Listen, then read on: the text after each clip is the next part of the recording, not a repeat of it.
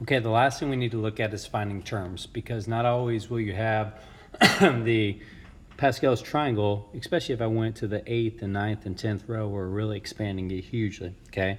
So if we look at this here, we want to find the second term in the following expansion of binomials. Now, what we talked about last class is positioning matters. So the easiest way to look at it is make your own little triangle here. So I'm going to refer to this top triangle and make a little bottom one. So each of these represent n and k. So remember, we have this equation, n factorial over k factorial n minus k factorial. So the top number is going to be your n and the bottom number is going to be your k, and what I'm creating here. So 0, 0 responds to that one right there. The next one is 1, 0. So that responds to the first row, the first term.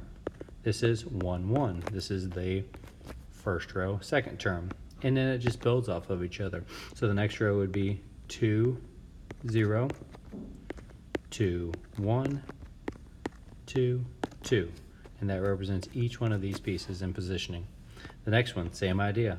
3, 0, 3, 1, 3, 2, 3, 3. How do you know when to stop? Well, notice these. When you get to the end, when they match, that's when you know you're done. So that kind of shows you how to set it up in terms of picking n and k. So if I look at my thing here, I want to find the second term here in the third row. So what we want to do is we want to look at each one. So we got row 0, which is highlighted here, row 1, row 2, and then obviously this is our golden row, row 3 right here. So that's what we're looking at. And we want to find the second term. So this is our second term in terms of choosing our n and k.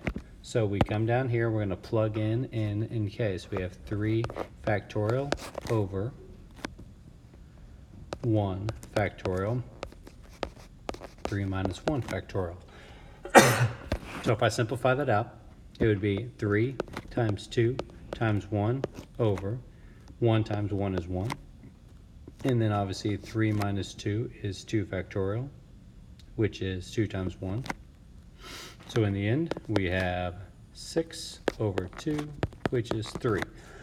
Now, which is fantastic because look, it gives us our second term in the third row, which we knew that, all right? But the whole idea, that doesn't answer this question, okay? Because it wants the whole term, including the coefficient that is correct and the power and number that is correct. So let's take a deeper look into this.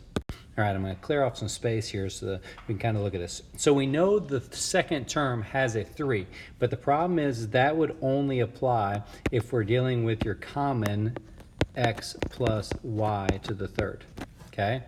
Which is good that we understand that. But this time, if you look up here in the problem, we have b minus 2a.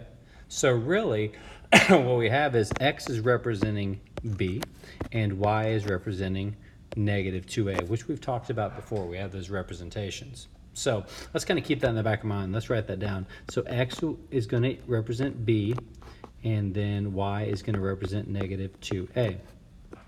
Okay, so with that in mind, remember we are finding the second term, okay, in the third row. So if I want to kind of write this out, once you get good at this, you're not going to have to write it out each time. If I was finding the first term in the third row, we know that the power would be x cubed, no y, and the next one would be x2 y1, okay? So that is kind of nice because that tells us we wanted the second term. So these are the variables and powers that are going to go with it. So let's put everything together. You found the coefficient. You found the variables and powers. Let's write these down here in one big term. So we come down here. We would have 3x squared y. Now, that would represent the second term if we're dealing with the very basic one. But we told you what x is worth and what y is worth. So we have to come in and plug these in. So my final answer would be 3 in parentheses would be b to the power of 2 times negative 2a. Let's solve that all the way out. Well, b squared, or b to the power of 2 is obviously b squared.